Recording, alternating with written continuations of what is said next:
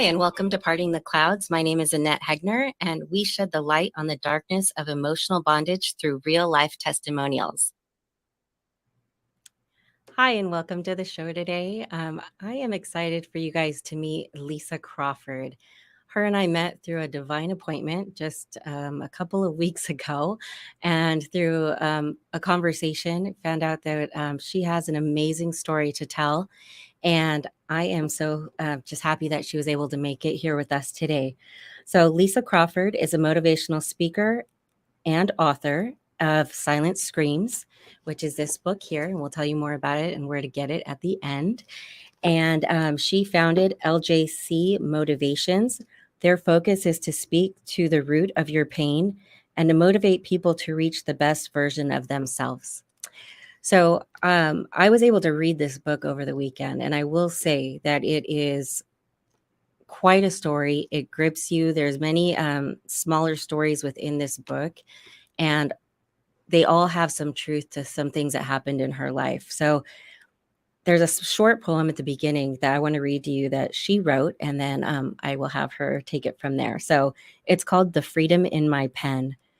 I write to free myself of words and questions that are locked down in my mind and soul.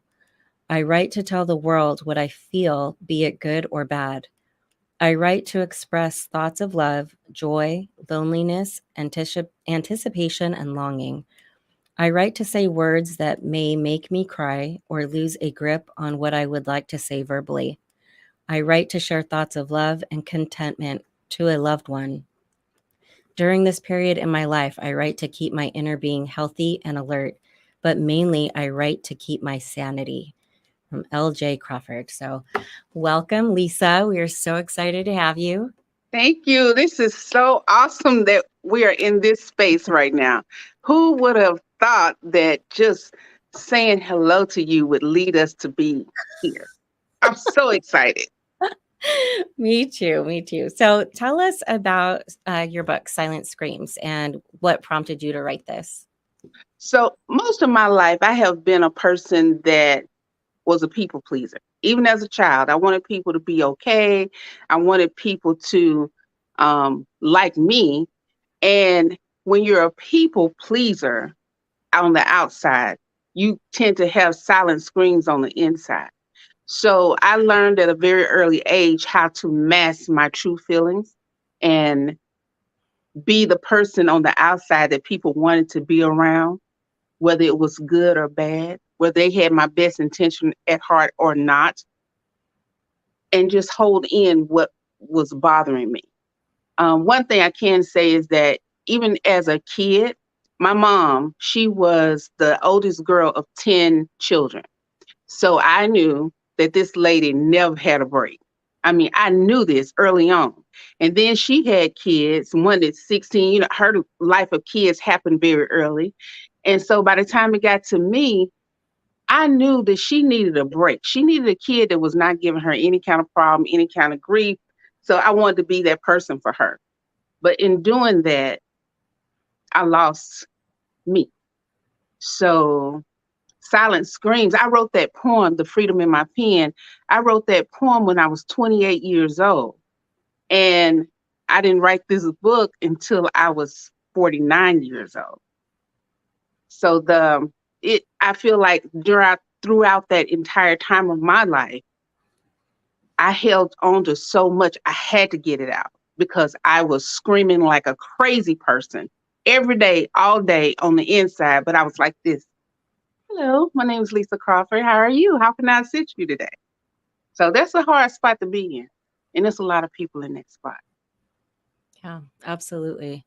I like how on the front of the book it says releasing the pain of life experiences through the healing power of the written word. So, and that's the whole premise of this podcast is for people to be able to tell their story, take the painful experiences that they went through, and then to share their testimony. Because there's so many people stuck in a similar situation and they just don't know where to turn. They feel alone. So it really helps when there's people like you that are willing to share your story. So again, I just thank you because after reading it, there's so much in there. There's so much vulnerability and so much pain that you have walked through. I would say more than most people that I know. But you and how I met you, I mean, you're just so full of light and life that I was drawn to you.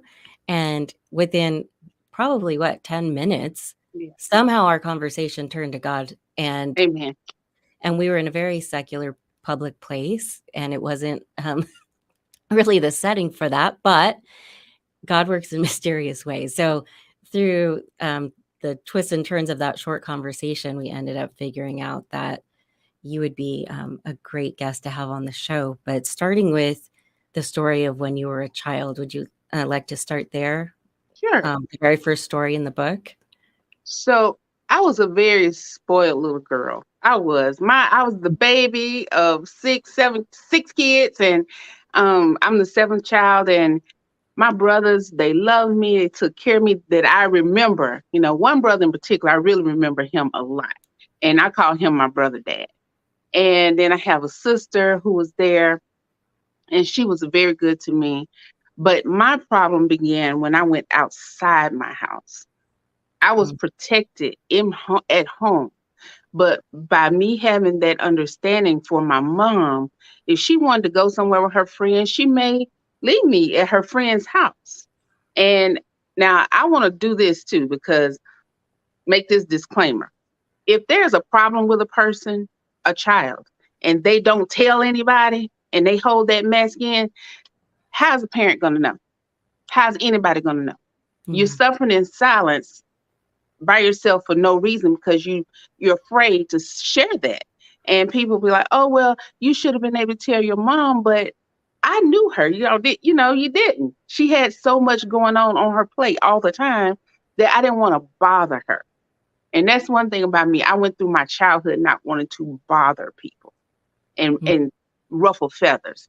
So if one time I was left over at a friend's house while she went somewhere with the other grandmother, the grandmother, and when she left, there were two girls there, but there were a bunch of boys there at that time. So the girls left, and I was there watching TV.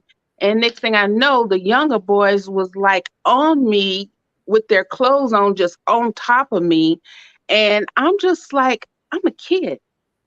I really didn't understand what was happening to me, but it was happening. And I was no, actual skin to skin, but they were on me, and it looked like an act. And I left mm, from that situation and went to a cousin who stayed in my face and on me most of my single digit life. And it mm, was very, very disheartening for me because everybody praised this person because they went to church, they did this, they did that. And me, I was called fast because I did not want to go to church. I didn't want to go where they were because I figured where they were, it couldn't be a good place. And then I also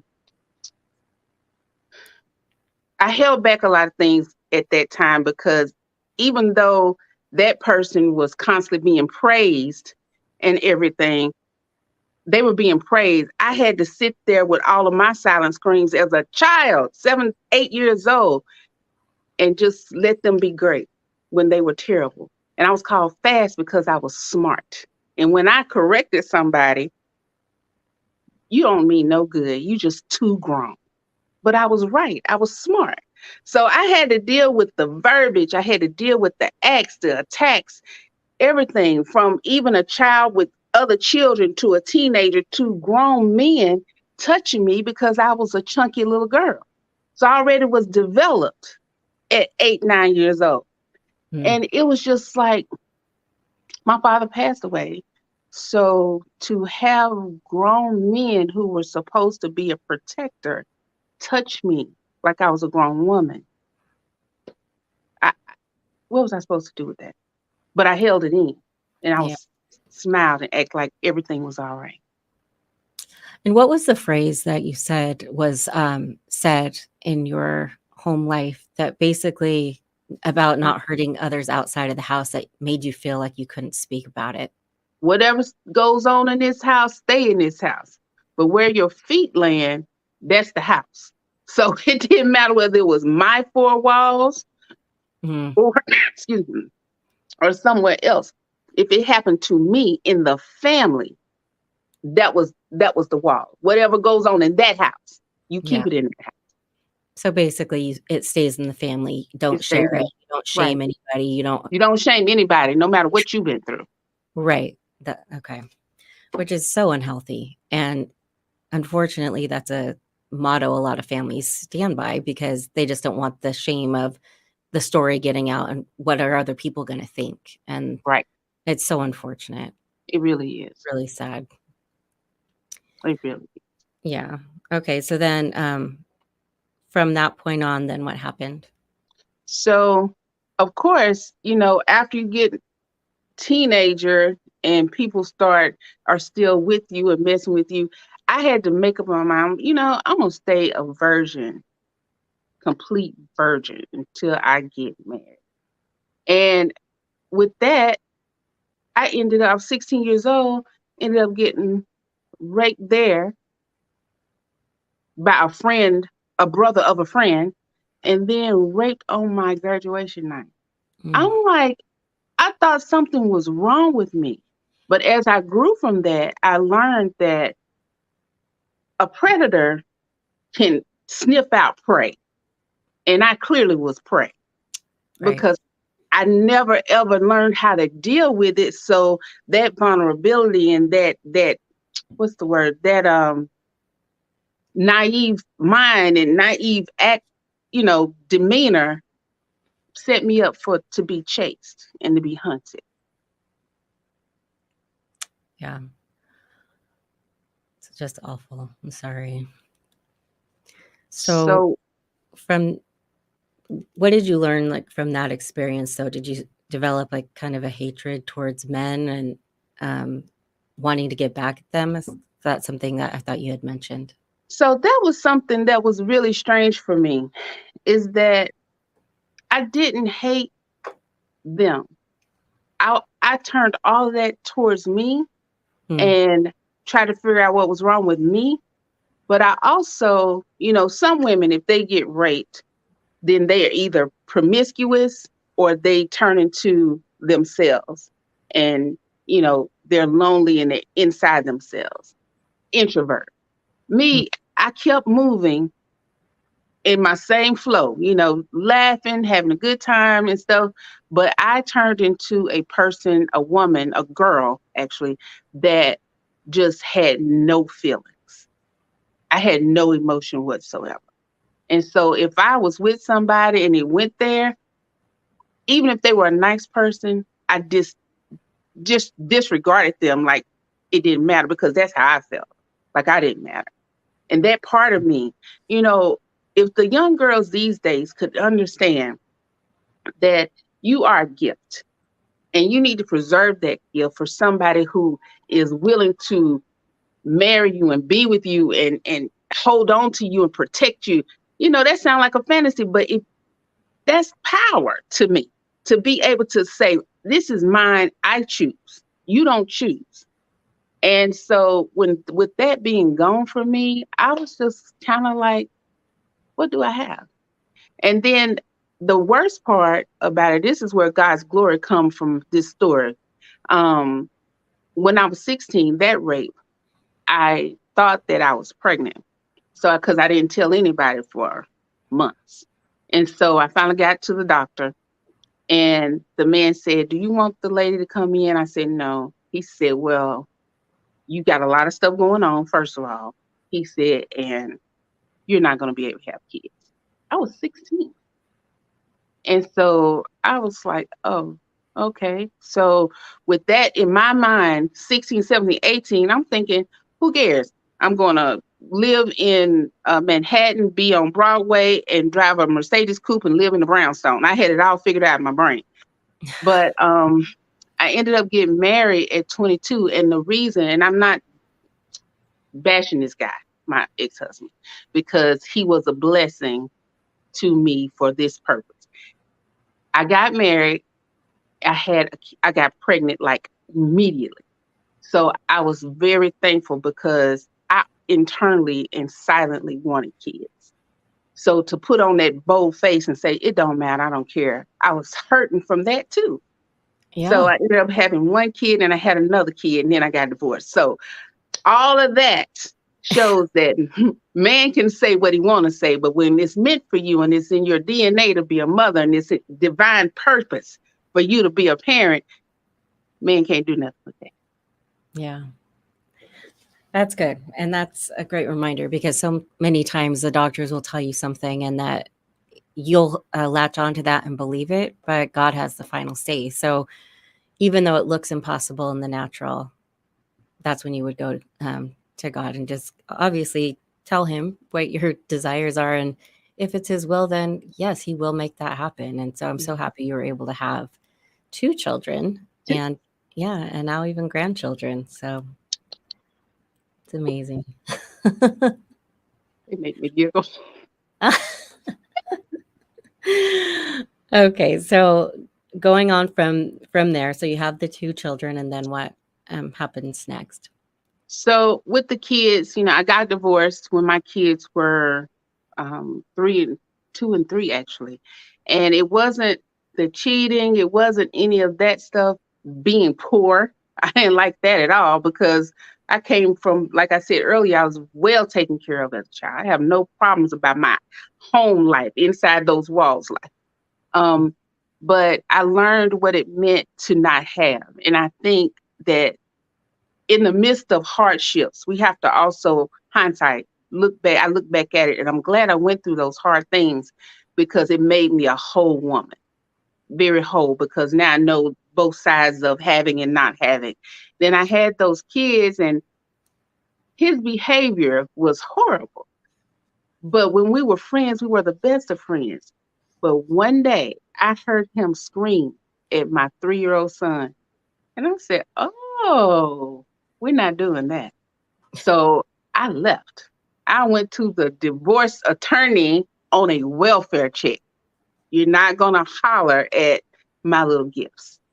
And so, because I heard that voice, and one thing somebody told me, said, "Well, why don't you just stay for the kids?" I'm like, no, I hate that word. I'm leaving for the kids Mm, because who would I be if I allowed them to see him mentally abuse me consistently and then trickle that down to them? I wasn't happy.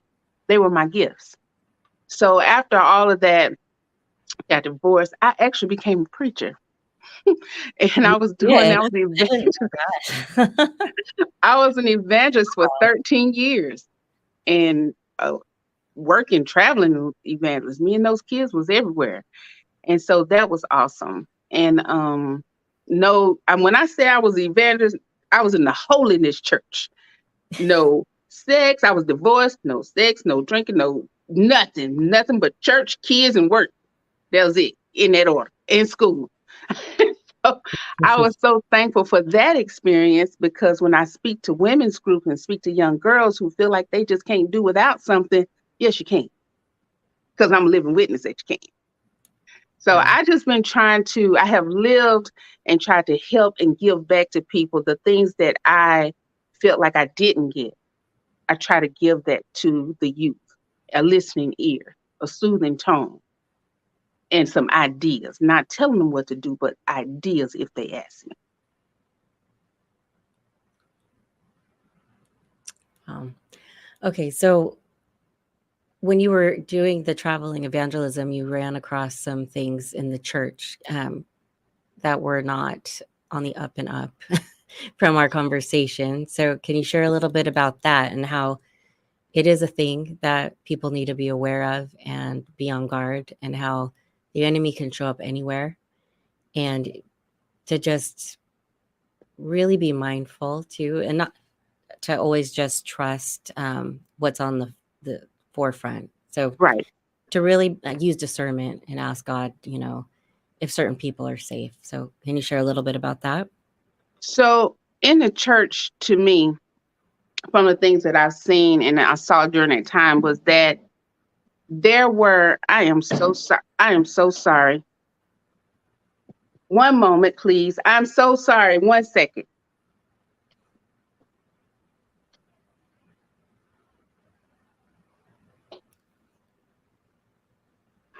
I'm coming. I'm so sorry. So one thing I did learn in the church is that there was so much judgment. Mm, And in my opinion, from the things that I saw, you can't have and bring somebody to the Lord if you're going to judge them about everything. You help them with the word, help them, show them from your actions, show them from your heart and your love how things should be. But the judgment that was in the church and the religious part of it, it just destroys the people. yeah. And so I had to deal with a lot of that. And it wasn't easy. It did not take me away from the church, but I had to be the buffer between some of that and helping the young people see that God is still God. This is man. God is God. So some of the church hurt, as they say, some people use that term, church Hmm. hurt. I had some of that, and it wasn't cool at Yeah. all. I mean, a lot of people have church hurt, and then they react by just leaving the church, and Yes, that's the problem. Like, that's the problem. they forget man has free will and that they are fallen and that everybody, sins and does things that are wrong. So to just completely leave the church and blame it on God and say the church as a whole is bad is not the way to go. That's a It's trap not. of the enemy, because you need fellowship and you need to Mm, be with like-minded believers to hold you up in prayer and get you through the hard season. So his plan is to isolate, and with that church hurt, people just are turned off to God and church. They right. blame him, and then they just go on their own way, and then they're easier prey for the Amen. enemy's plans. So I'm glad you That stuck is it out. that is so perfectly said. Perfectly said. Thank you. Okay, so anything else you want to share from that period in your life? So, you know, I learned one thing I did learn for sure. I had a standard and a foundation, and I was thankful for that. But when I could see how the titles of people just clouded their mind, I had one person, a mother actually in the church, who was livid with me because I didn't call the evangelist, and in her name, I said the beautiful. So after church, there was a whole meeting, and she took over the meeting, and she thought that I was disrespectful. And I'm like, it's those little things right there, those little crabs that pull people away from God. And when you see people act one way on Sunday and in the pulpit, and then they have a whole different demeanor of jealousy, hatred, and you see that, how is a young believer going to get their footing? you know?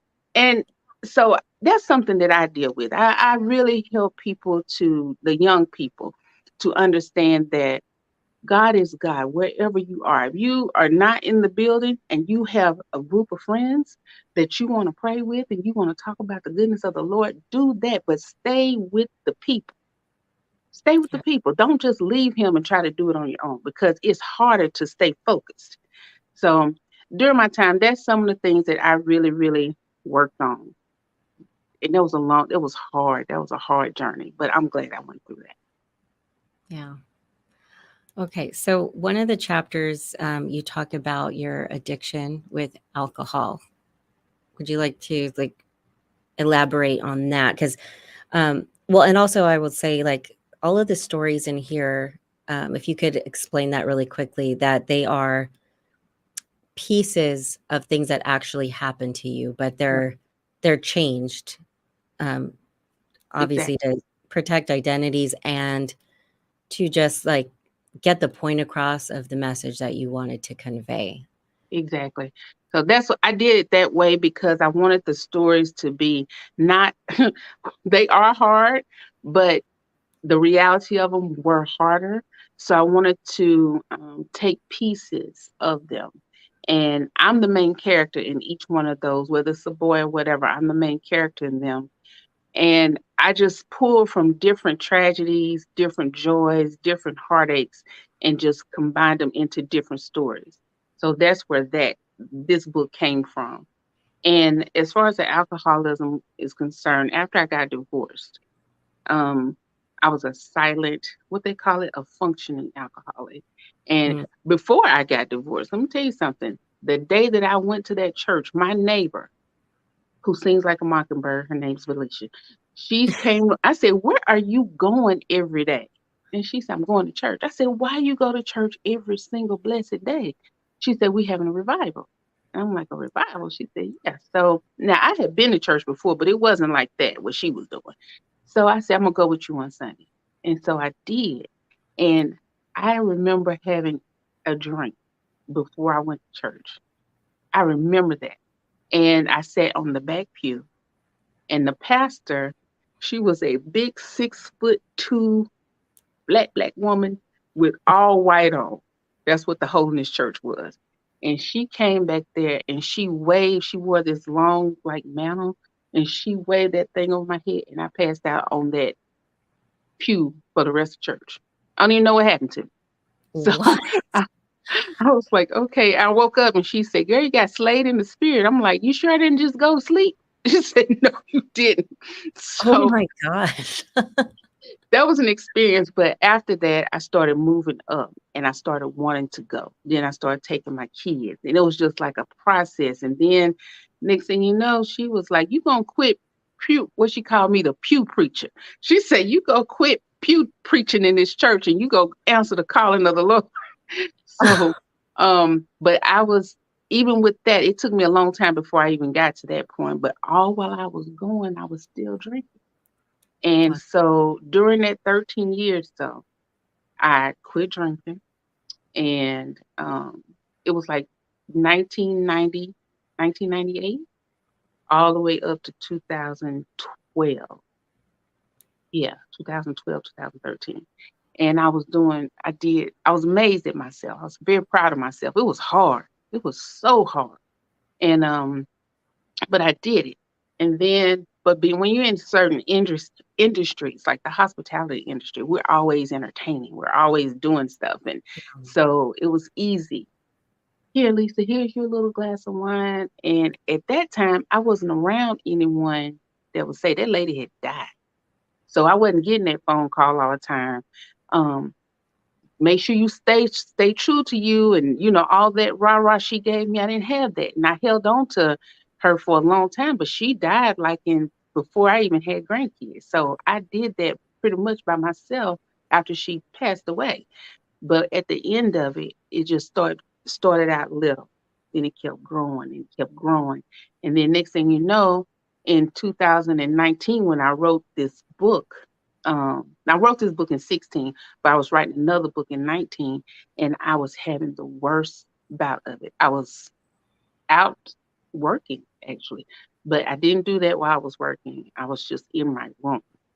Mm. And I was so sad all the time. And I remember my father died in the process too, 2015. And one day, I was crying in my sleep. I heard it. And I opened my eyes, and my dad was sitting at the foot of my bed. And he said, "What is wrong with you?" And I said, "I don't know." He said, "I need you to get it together. Get it together." And I sat there like I was leaning actually on his shoulder, and he helped me get through that. So, Oh, wait. So you're speaking about your dad that had passed? mhm, You saw him at the foot of your bed? at the foot of my bed, he Okay, I always just want to make sure I'm hearing that right. he had this beautiful white hair, and he always wore a white shirt with black suspenders and blue jeans. That's his outfit during the week. And Yeah. I opened my eyes, and he just sitting there. And I was like, he said, "Well," he looked at me, he said, "What's wrong with you?" And I'm like, "I don't know." And I was crying so hard. And it's like I went and sat at the foot of the bed up against the wall. And I promise you, it felt like I was leaning on his shoulder. And from that time on, I kind of started pulling back and pulling back and pulling back. But it's an uphill battle when Mm. you're facing that. And that's why I empathize with people who have that in their life, alcohol and substance abuse, because it rides you, Yeah. but you have to have the ability to know when is when. And so Okay. that's So what, you know. I want to ask you about the thing with your dad one more time Mhm, because I had this conversation over the weekend with somebody else because, it says biblically to be absent from the body is to be present with the Lord. mhm, But your experience, and I had a similar experience after my stepfather passed, that I saw him come in to a room and I felt him put his arm around me and I saw him hold my mother's hand. So I don't know how to explain that because they say, well, if that's a familiar spirit. Some Christians will say that it's demonic presence masquerading as the person that you love. However, that was more comforting than anything, and it was just fleeting, and it's not like I saw him in his entirety. It's like he was more translucent mhm. than anything else. So how would you explain that? I thought that too with people because I'm gonna go back to my pastor. When she passed away, Mhm. I was in the room. I just missed her, just like that. And she passed away, and I was looking up in the corner of the room, and I saw this like this. It was just like robes of just you could see through it like smoke almost. Mm. And I was looking at these apostles and bishops in the room, and I'm like, y'all don't see that? And they looking up like, what? But she let me see her because I missed her. And then Mm. when I turned back, she was gone. And so I knew that it was real at that point. But so when I saw my dad at the foot of that bed, I I was so at ease and so peaceful about it. And so when I mentioned this to one of the church people, excuse me, they were like, that's just your imagination. Mm. That's not of God. I'm like, but that was my dad. Yeah. What if it's not of God, why would it come and comfort me? If it was of the devil, how come it didn't say something to take me down further? That's my mindset. I kind of agree, and that's just one of those things that maybe we'll never know the We'll answer never to know. on this side of heaven, but I find it interesting because, yes, the Bible says that, but then these other things happen that are hard to explain, um, and you're right, it was just a comforting thing, and it was almost just like a, "I'm okay" type of thing, and then that was it. There was never any other visitation or anything else trying to, like, lead us astray or down the wrong Yeah, path, like you're saying, so I don't know. I don't So know. I'm on a quest to ask people this question when they have I that love that because I want to know, sis. yeah, when I find out, I'll let you know.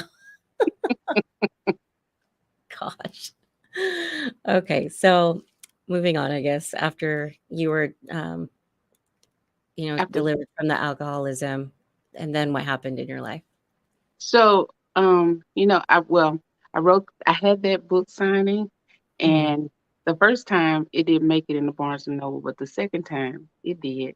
But um, in between there, and I laugh at this because I gave the speech on being assaulted, knowing that I've been assaulted and touched from 7 years old, and then raped twice. And I was like, okay, I don't hate these people because their problem. They try to make it my problem, but I'm not going to receive it, even though I'm damaged. I felt that way. Yeah. So I gave the speech, wrote the book, did the seminar, and it happened to me again at 52. And I was like, what? That was so baffling to me. Wait a minute, what happened again at 52? You were raped again? I was. No.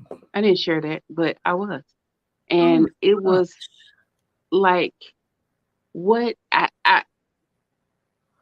one thing about that one was that it was like I was separated from my body and I was able to look down at it. And this person was out of their mind. They called that person on the bed their mom. They talked about their sister. They talked about all these different things. And I'm like looking down at that and I'm just thinking, what's happening again? But it wasn't in my mind, it wasn't happening to me because I was looking down at it. So I had separated myself from that. Wow, So that's incredible. it I'm very cautious and about everything now. I'm on high alert most of the time now. And I really don't have a lot of words on that one. I really don't. Because I just don't. Gosh, I'm so sorry. That's I don't even know what to say about that. You You kinda know, hit me in sometimes left field. so much drama and so much Yeah, pain and stuff you go through, and as much as I want a relationship and want to know love, the rebuilding of that shattered heart, it's like at one point I told somebody in a seminar, I said, if my heart was made of glass, it would be dust. mm, Because why do some of this stuff? But you know why it happened? Hindsight at 56 years old. Because it was that disappointed time that I could say this to somebody and they can say, I'm not by myself. That matters to me.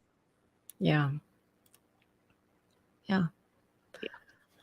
Wow, my goodness. So and how old are you now? 56. Oh, you're 56, and this happened at 52. Yep. Okay. So, My but you gosh. know, I count it all joy because I have no choice. I have no choice but to look at that. And then when I'm able to interject myself into somebody's conversation and they talking about something that sound like, oh Lord, what was me? I'm like, girl, let me tell you something. And I'm able to share that story or those stories or a story. And they look at me and they like, well, why you look like that? Why you sound like that? I said, my story is for God's glory. Yeah. Period. That's Wow. it. That's the only way I can look at it. Yeah. I mean, that's the only way to look at it and to be sane and Amen. to make a difference because you could Yes. completely go the other way because there's just I don't know what the explanation is, but to happen to you that many times is just awful. So for you to be able to stand strong and still be, you know, praising God and living through it and sharing your testimony, I mean, you are just incredible. So, Man. wow. I did a program at this high school called Queen's Court. Mhm. And the idea from the pastor was to um, go into the senior classrooms and teach these young ladies how to be queens. So Mm. they're used to people coming in and doing this spiel and stuff and not really sharing. They're being very diplomatic in their speech and all this stuff. So I came in and they was like, oh, another one. I'm like, so what y'all want to talk about? Said, we don't want to be no queen in this class, and all this stuff. So I'm like, okay. So I had to go deep on them, ask them some questions and see who would answer me truthfully. And one girl I asked, I said, how many of y'all have been in an uncomfortable position with another person, without asking them anything. And so Right. they said, I saw one or two girls raise their hands. And then by the end of the class, that first class, I had went ahead and told them a bunch of things about me. And at the end of the class, I had 8 girls. Mind you, there were only 12 people in that class, including me. And all of us had 8 people out that 12 had an experience. Mm. So before you can teach somebody how to be a queen, we got to clean out the stuff that's in them that's blocking them. Like even me right now, I'm a speaker and do this and try to help everybody else. I have my own stuff that I sabotage myself. So I have to work on me all the time, you know? So that's one thing from all the things that I've experienced is that I have to stay aware of what I'm doing and don't give myself a whole lot of passes. I don't. But sometimes I just be tired. And I know there are people out there who are just tired. But you can't be tired and still all the time. Be tired, but do something towards your goals. And that helps you with those silent screams when you are moving forward, doing something towards where you want to be. It helps. It helps. Yeah. Yeah. Wow. Wow. Well, you left me kind of speechless with that with that last one. So, is there anything else from the book that you want to highlight before we finish?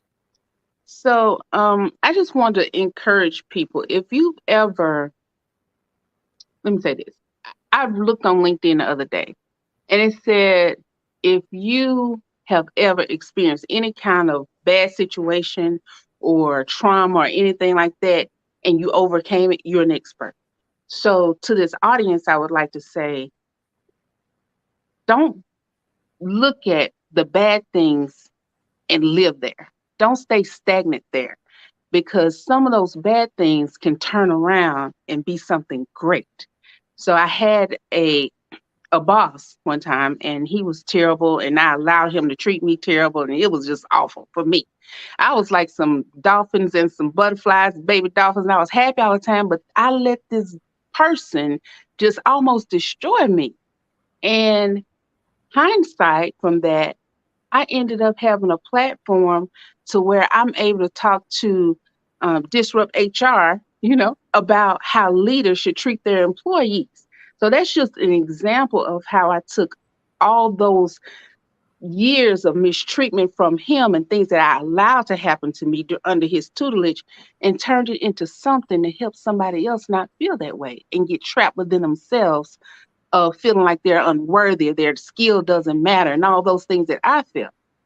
So Hmm. as you go on through life and go tomorrow, if there's something that you have always wanted to do, just start small. If it's a silent scream inside of you, acknowledge it. That was part of my problem. I stumped down so much stuff, just stumped it down. I'm like, you know what? I'll deal with it another day. And I never dealt with it. I should have went to therapy, honest to goodness. I should have went to therapy, but I didn't. Um, And there's nothing wrong with therapy, because silent screams can take you into suicide. And that is something that I have experienced with some of my people that I'm very close to. And it broke my heart that they didn't feel comfortable to say, hey, I need help. So that is why I chose that title, Silent Screams, because when you screaming on the inside, your actions could take your own life, or you can get so mad to where you take somebody else's life. You got to settle yourself.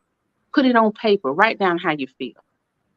So that is one thing that I really really want people to do, is to let me speak to that pain, the root of the pain. When you speak to the root, it's got to clean out. You can prune it and you can make it do some things so they can become the best version of themselves. hmm. And how do you work with people through LJC Motivations to accomplish that, since that is, the focus of that So company? I do a lot of podcasts. You know what? I love the stage. I do. But I get a lot of requests to be on podcasts, and I love it. So I'm going to get my own podcast, and I'm going to have my sister here on my podcast. But that's something that I love, because I feel that it's like having a conversation with people, and they can go back and listen to it if they choose to, and if they feel it. Like if you go to a seminar and you writing everything down, I love the stage and I love training. But if you writing everything down, how many of you all could say, hey, I got that book from 2015. I went to that fire seminar with Les Brown, and that tablet's still in my closet. I haven't implemented anything. I think that you can get more from podcasts sometimes, because it's just right there and you can go back and re-listen to it. Yeah.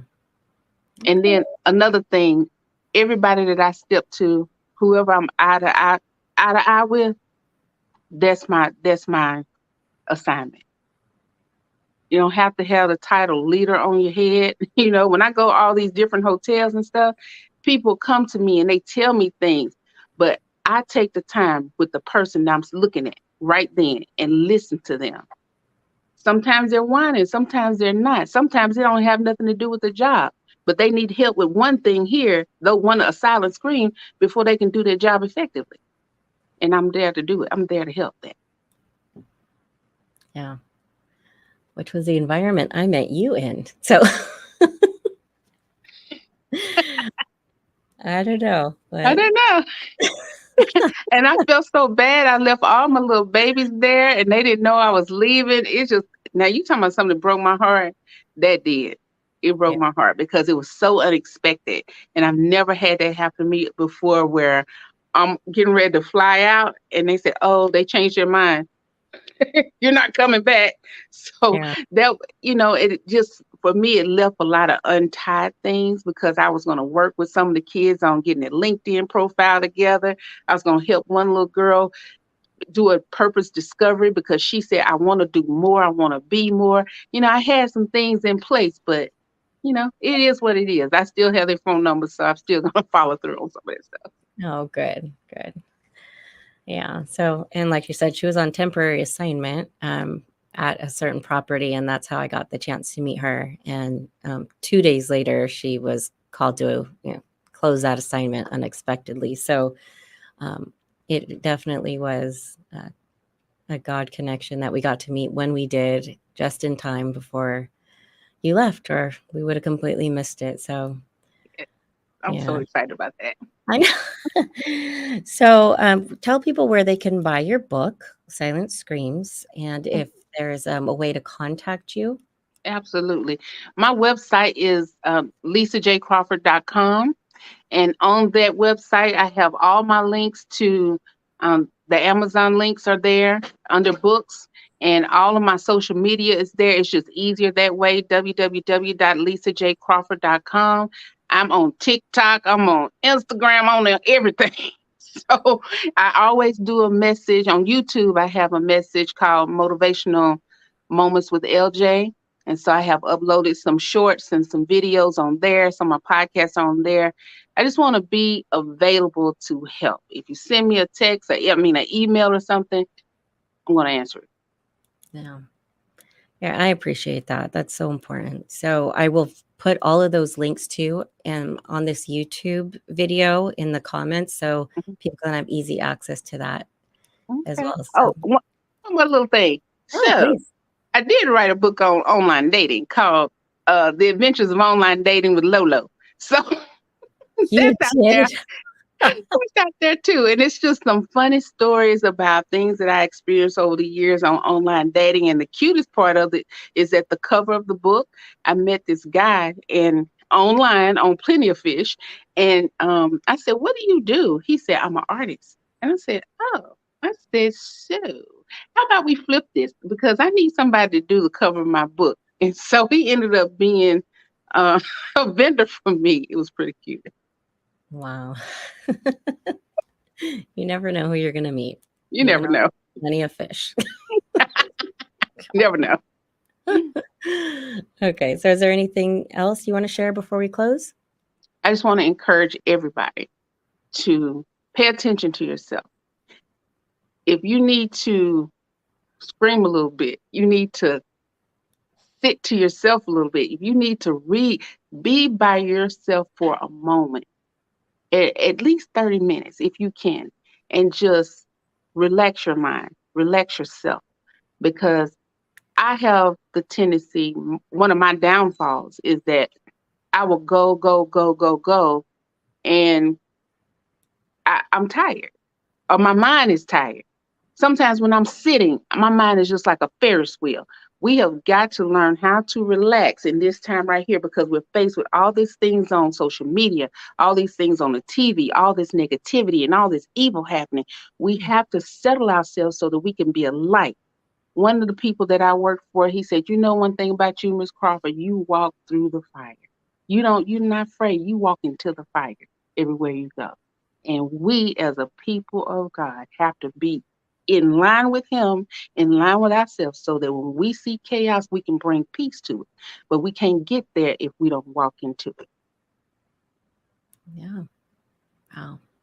You are a true testament to through walking into the fire, through the fire, and out the other side. And I'm leaving some peace all the way through. Yeah. Hey, smile, boy, smile, girl. Well, that's for sure. Okay, well, I think that's it for today. So, thank you everyone for joining us. If you feel like this message would be helpful to someone that you know, please share it and don't forget to like and subscribe. And thank you for joining us. We'll see you next time.